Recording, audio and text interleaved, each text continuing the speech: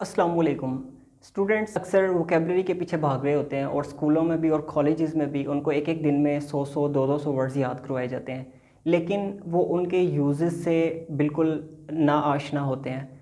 तो आज मैं आपको फ़िलासफ़ी ऑफ वर्ड्स समझाऊंगा कि ये फ़िलासफ़ी ऑफ वर्ड्स क्या होती है। फ़िलासफ़ी को अगर हम इंडिविजुअली इस वर्ड को देखें तो इसका मतलब है लव फॉर विजडम, यानी कि दानाई के लिए मोहब्बत। किसी चीज़ के लिए जब मोहब्बत होती है तो इंसान उसमें गोता जन होकर उसमें इन्वेस्टिगेट करता है, उसको मज़ीद एक्सप्लोर करता है। तो यही वजह है कि हमारी जो भी डिग्रीज़ हैं, हर सब्जेक्ट के अंदर एक एमफिल शामिल होता है। MPhil in physics, MPhil in chemistry. तो वो क्या होता है एमफिल? एमफिल का मतलब यही है मास्टर ऑफ फ़िलासफ़ी। तो जब हम मास्टर ऑफ फ़िलासफ़ी करते हैं तो हम उसमें मज़ीद उसकी डिटेल में चले जाते हैं। तो इसी तरह डिफरेंट वर्ड्स की भी फ़िलासफ़ीज़ होती हैं। मसलन फ़िलासफ़ी ऑफ लव, लव की अपनी फ़िलासफ़ी है। फ़िलासफ़ी ऑफ ब्रेन, ब्रेन की अपनी फ़िलासफ़ी है। फ़िलासफ़ी ऑफ रिलीजन्स, मज़ाहिब की अपनी फ़िलासफ़ी है। फ़िलासफ़ी ऑफ लाइफ, लाइफ की अपनी एक फ़िलासफ़ी है। तो ये सारी क्या होती हैं? फ़िलासफ़ीज़ होती हैं। तो आज हम डिस्कस करेंगे वर्ड्स की फ़िलासफ़ी को। तो मैं सिर्फ एक वर्ड लेके उसको एक्सप्लेन करूँगा और आप देखेंगे कि उसके अंदर कितनी डेप्थ है। अब ये वर्ड क्या है मेरे पास? बिटवीन।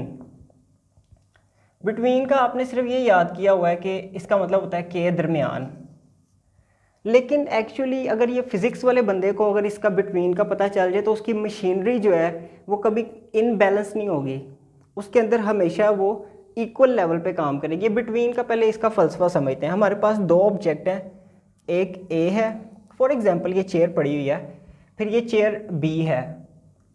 इसके दरमियान अगर हमारे पास 10 फुट का फासला है तो 5 इधर से 5 इधर से गिन के बराबर दरमियान में जो ऑब्जेक्ट पड़ा होगा, इधर एक बच्चा खड़ा हुआ है फॉर एग्जांपल, तो हम कहेंगे कि ये बिटवीन द चेयर्स है, ए पॉइंट और बी पॉइंट के बिटवीन है।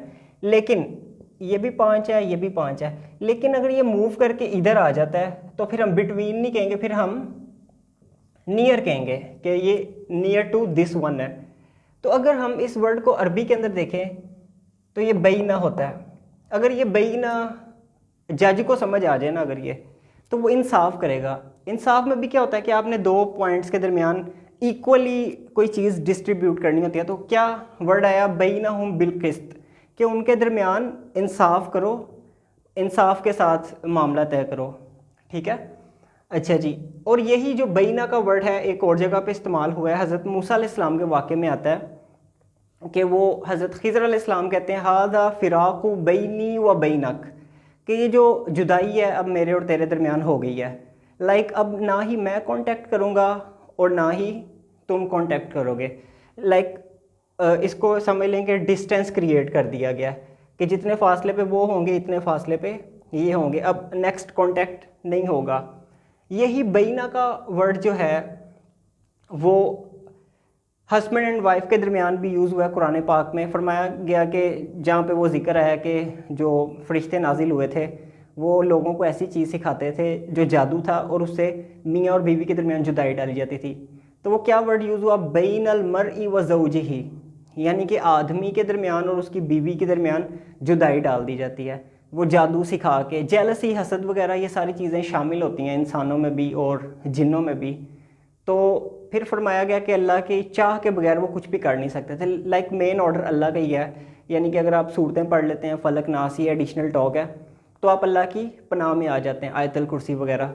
तो बहरहाल उसमें भी बैना का क्यों वर्ड आया? क्योंकि वो डिस्टेंस इक्वल होता है कि अगर हस्बैंड बाहर के काम कर रहा है तो ख़ातून जो है वो घर के काम कर रही है। अगर वो ख़ातून घर के काम प्रॉपर्ली नहीं कर रही होती लेकिन हस्बैंड बाहर के पूरे प्रॉपर्ली कर रहा होता है, तो ये फिर बैना का वर्ड तो पहले ही तबाह हो गया ना, फिर वो जुदाई डालने की ज़रूरत नहीं, वो वैसे ही डल जाती है। वो कहता है कि जी तुमने घर के काम नहीं किए, मैं सारा दिन बाहर खपता रहता हूँ। तो बैना तब कब क्रिएट होगा, यानी कि जुदाई किस में डलेगी? जिसका ये बैना स्ट्रॉन्ग होगा कि इक्वल पार्टनरशिप चल रही है, इक्वल रिलेशन चल रहा है। You understand my point? यानी कि अगर सम टाइम हस्बैंड को वाइफ की भी मदद करनी पड़ गई है, कोई बर्तन पकड़ाना पड़ गया उसको, कोई धोना भी पड़ गया, तो और दूसरी तरफ वाइफ को भी अगर हस्बैंड की कोई असाइनमेंट, कोई ऑफिस वर्क हो, अगर कोई पेपर चेक करने पड़ गए हैं, तो ये भी बैना ही है, इक्वल है। अच्छा, इस बैना का अगर हम इसके साथ एक और वर्ड को यूज़ करें अमंग आता है, ठीक है। अमंग होता है 3 या 3 से ज़्यादा, तो जो रिलेशन होता है वो बैना ही होता है, अमंग कभी भी नहीं होता। यानी कि अगर कोई हस्बैंड ने कोई 2-3 ख़वातीन के साथ रिलेशन बनाया तो फिर वो बैना तो पहले ही तबाह हो गया, क्योंकि उसने बैना को अमंग में बदल दिया है। ज़्यादा लोगों में, अरबी में तो चले बैना ही चलता है, ज़्यादा भी हो तो उसमें बैनहुम चल जाता है, बैनी व बैनक चल जाता है, बैनहुमा चल जाता है। अब बैनहुमा भी एक जगह पे इस्तेमाल हुआ है, बैनहुमा बरज़खुल ला यबगियान, कि उनके दरमियान एक पर्दा है। वो किन के दरमियान? वो एक पानी, 2 पानियों का जिक्र हुआ है, एक मीठा है और एक कड़वा है। तो एक जगह पे है बैनहुमा हाजिज़ा, कि उनके दरमियान एक आड़ है, उनके दरमियान एक पर्दा है। तो पर्दे का मतलब ये है कि इधर का पानी इधर नहीं आता और इधर का इधर नहीं आता, इक्वली डिस्ट्रीब्यूटेड है, राइट। अब ये मैंने जज की भी बात की ना यहाँ पे, कि जज को अगर पता चल जाए कि मैंने इक्वली डिस्ट्रीब्यूट करना है, कि इसका जो हक है वो इसको ना जाए और इसका हक इसको ना जाए, तो वो तराजू बनाए, बराबर का बैलेंस रखे और फिर ये बिटवीन के वर्ड को यहाँ पे यूज़ करें, राइट। तो इसी तरह का बिटवीन वर्ड जो है वो हम अपनी डेली कम्युनिकेशन में भी यूज़ करते हैं। कि कोई बात है, फॉर एग्जांपल हम कहते हैं ये बात मेरे और तुम्हारे दरमियान में है, बिटवीन यू एंड मी।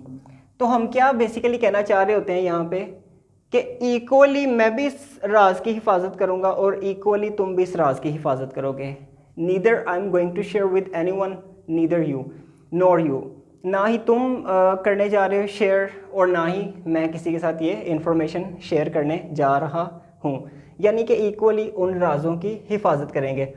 इसी तरह आप देखते हैं इस वर्ड को, अच्छा वो पहले एक वर्ड आया कि उसके दरमियान बैनहुमा बरज़खुल ला यबगियान, कि उनके दरमियान पर्दा है। तो बरज़ख को मैं ज़रा यहाँ पे एक्सप्लेन कर दूँ। ये बरज़ख, ये जो पर्दा है, ये जो कर्टन है, इसको हम कैसे डिस्कस करते हैं जी। बरज़ख कहते हैं जो इक्वली डिवाइड कर देता है। अब आप देखें कि जो हमारे पास 2 जहान है, एक आलम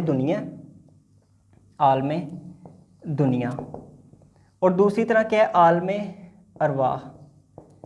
अब ये फिज़िकल वर्ल्ड का जहान है, यानी कि हम टच कर सकते हैं चीज़ों को, ये टचिंग हो रही है। अब ये रूहों का जहान है।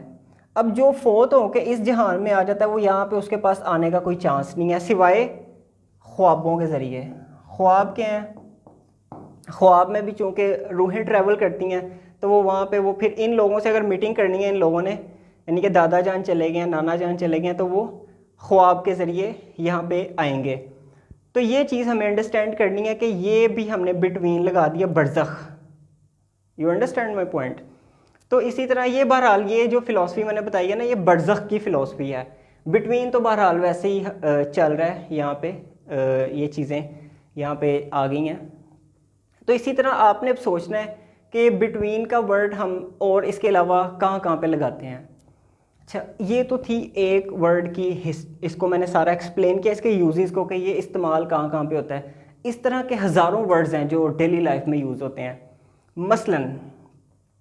मसलन हमारे पास जो सबसे ज़्यादा जो आती है ना, जिससे सामना करना पड़ता है हमारा, वो होता है न्यूज़पेपर।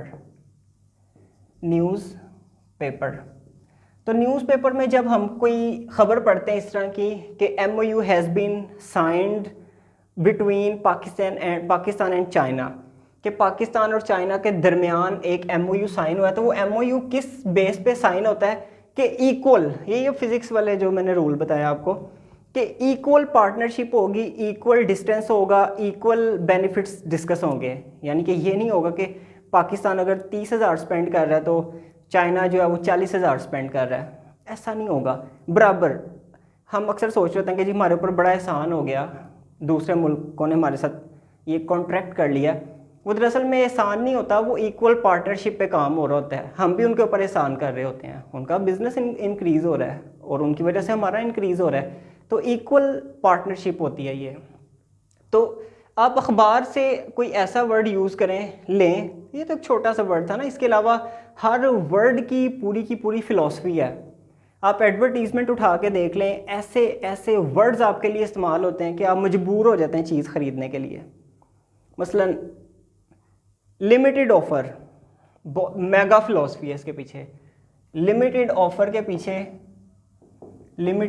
के पीछे बंदा जो है वो क्रेज़ी हो जाता है कि यार ख़त्म होगी तो एंड हो जाएगी दुनिया, इसके बाद तो मुझे वो चीज़ मिलेगी नहीं। आपको क्या लगता है कि अगर वो ख़त्म हो गया स्टॉक तो आप दोबारा उनके साथ कांटेक्ट करेंगे कि सर मुझे ये चीज़ चाहिए, तो वो नहीं देंगे आपको, मतलब वो बिज़नेस छोड़ के बैठ जाएंगे। थिंक अबाउट इट, सोचने की चीज़ें हैं। उसके बाद वो फियर अपील पैदा करते हैं। फियर अपील क्या होती है कि अगर आपने ये चीज़ नहीं ली तो आपको ये नुकसानात हो सकते हैं। मसलन रंग काला अगर आपका हो गया, रेसिज्म भी हम फैलाते हैं ना पाकिस्तान में, थोड़ी थोड़ी चलती है साथ साथ रेसिज्म भी। रंग काला हो गया आपका, अगर आप ये वाली क्रीम नहीं यूज़ करेंगे तो आपका रिश्ता नहीं होगा, आपको पसंद नहीं किया जाएगा इस मुआशरे में, शादी नहीं होगी। तो अब इस रेसिज्म को फैलाने के लिए, इस रेसिज्म के लिए जो इनको अल्फाज चाहिए वो स्पेसिफिक वर्ड्स होंगे, उसके लिए ख़ास अल्फाज का चुनाव होगा। वो अल्फाज क्या हो सकते हैं वो मैं नहीं बताऊंगा, वो आप डिफरेंट एडवर्टीजमेंट्स देखेंगे और उसका आप करेंगे क्रिटिकल डिस्कोर्स एनालिसिस। क्या करेंगे? CDA, critical discourse analysis. उसके बाद ये तो चलें, ये अच्छी डिबेट हो गई है, आपको थोड़ा सा आइडिया हुआ है कि हमें वर्ड्स के। अब देखें इंटरमीडिएट में मैंने कई सिनोनिम्स याद किए और आई स्वेयर मुझे एक भी उसका अब तक याद नहीं है कि मैंने, क्योंकि वो यूज़ ही नहीं होते डेली लाइफ में। मिस्टर चिप्स के सिनोनिम्स होते हैं और उसके बाद जो आपकी कहानियाँ होती हैं उनके यूज़ होते हैं, वो वक्ती तौर पे भी जहन में नहीं रहते, बाद में तो जहन से निकलते ही निकलते हैं ना, वो वक्ती तौर पे भी जहन में नहीं रहते। तो हमें अभी तक ये समझ नहीं आई कि हम वोकेबलरी को किस तरह करना चाहते हैं। हम क्या 3000 वर्ड्स को याद करके सवाब की नीयत से कि 10 नेकियां मिलेंगी एक वर्ड के ऊपर, तो उसको हम साइड पे रखना चाहते हैं, या उसको हम वाकई रियल लाइफ में यूज़ करना चाहते हैं? अगर यूज़ करना चाहते हैं तो जो टीचर्स हैं वो चंद फ्रीक्वेंट वर्ड्स निकालेंगे वोकेबलरी के।